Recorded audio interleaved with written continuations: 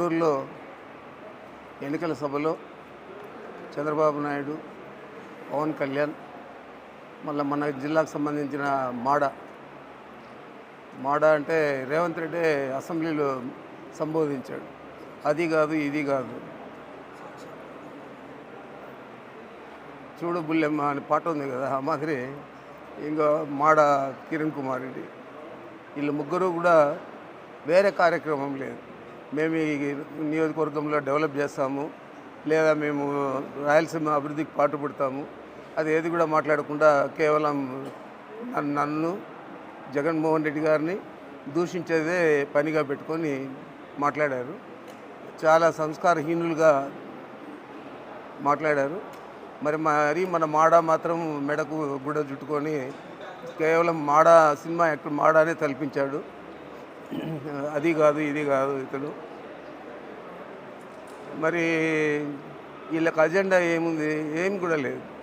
Only తిట్ల పురాణం, మమ్మల్ని అందరినీ కూడా దూషించడం, మేము వస్తే జైలుకి పోతాడు పెద్దిరెడ్డి అని చెప్పి పవన్ కళ్యాణ్ మాట్లాడడం ఇవన్నీ కూడా చూసాము. మరీ ముఖ్యంగా చంద్రబాబు నాయుడు రాయలసీమ నుంచి వైఎస్ఆర్ కాంగ్రెస్ పార్టీని తరిమి కొట్టండి అని చెప్పి. రాయలసీమలోనే పుట్టింది వైఎస్ఆర్ కాంగ్రెస్ పార్టీ. రాయలసీమ కోసమే మేము పనిచేస్తూ ఉంటాము. రాయలసీమలో అన్ని రకాల అభివృద్ధి కార్యక్రమాలు కానీ, సంక్షేమ పథకాలు కానీ పూర్తి స్థాయిలో జగన్మోహన్ రెడ్డి గారు అందించారు. రాయలసీమ వాసులందరూ కూడా సిద్ధంగా ఉన్నారు 52 స్థానాలలో 50 స్థానాలు లేదా 52 స్థానాలు గెలిపించడానికి. మరి మీరు అసలు ఇక్కడ అతను డిపాజిట్ రాదు. పవన్ కళ్యాణ్ నిలిచిన చోట ఓడిపోతాడు. అక్కస్ పట్టలేకుండా ఉన్నాడు మిథున్ రెడ్డి అక్కడ ఎలక్షన్ ఇన్ఛార్జ్ అని చెప్పి. మరి కుప్పంలోనే చంద్రబాబు ఓటమి తథ్యము. మరి వీళ్ళు తిట్ల పురాణాలు వదిలి ప్రజలకు ఏం చేస్తారో చెప్పండి. లేదా మీ ఇష్టం వచ్చినట్లు ఈ విధంగానే మాట్లాడుతూ ఉంటే మాకేం ఇబ్బంది లేదు. ప్రజలు దీనంతా కూడా గమనిస్తూ ఉన్నారు.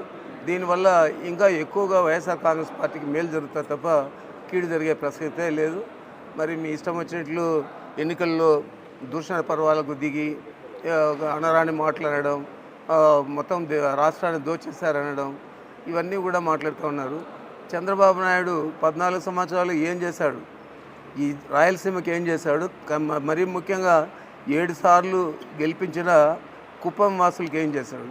ఈరోజు మేము పూర్తి చేసాము అందరి నివకాలో, మేము పూర్తి చేసి నీళ్ళు వదిలితే ఇదంతా బూటకం అని చెప్పి మాట్లాడతాడు. దానికి వంత పాడేది ఈనాడు పేపరు. ఏ రోజో చెప్పాను నేను, రామోజీరావు గారు నీ దగ్గర ఇన్ఫ్రాస్ట్రక్చర్ ఉంది, ఇంజనీర్లు ఉన్నారు, మీరంతా కూడా పోయి ఈ కాలువ పూర్తి అయిందా లేదా అసెస్ చేపియండి. అసెస్ చేయించిన తర్వాత ఏదైనా మాట్లాడండి. కానీ ఊరికనే ఏదో ఒకటి తీసుకొని మీరు బూటకము నాటకము అని చెప్పి మాట్లాడడం అనేది చాలా అబ్జెక్షనబుల్. మరి ఈ విధంగా మీరు మాట్లాడుతూ ఉంటే ప్రజలందరూ కూడా ఏమనుకుంటూ ఉన్నారు? కుప్పం ప్రజలు మరీ ముఖ్యంగా పూర్తి అయిందా లేదా అని వాళ్ళందరికీ కూడా తెలుసు.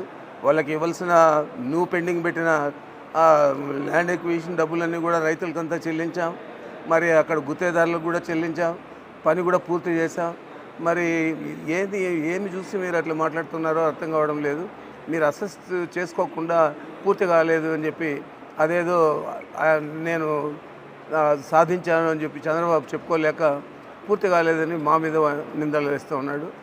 అది పూర్తి అయిందా లేదా అనేది ఒక ఇంజనీరింగ్ టీంని పెట్టి అసెస్ చేసి చెప్పాలి. చంద్రబాబు నాయుడు మంచి వ్యక్తి అయితే ఇతను ఎంతసేపటికి అక్కసంతా పట్టలేకుండా ఉన్నాడు. లోకల్ బాడీ ఎలక్షన్స్ ఓడిపోయాయి, సర్పంచులంతా ఓడిపోయారు కుప్పంలో. మరి ఈరోజు మున్సిపాలిటీ ఓడిపోయింది. ఈరోజు మళ్ళీ నువ్వు ఓడిపోతూ ఉండవు. ఆ అక్కసంతా కూడా మా మీద చూపించి మీరు ఇష్టం వచ్చినట్లు మాట్లాడడం ఈ ప్రజలంతా కూడా గమనిస్తూ ఉన్నారు. తప్పకుండా 4వ తేదీ తర్వాత, జూన్ 4వ తేదీ తర్వాత ఏదైతే రిజల్ట్ వస్తుందో అదే ప్రజలు మీకు బుద్ధి చెప్పే పరిస్థితి అని చెప్పి మీకు మనవి చేస్తూ ఉన్నాను.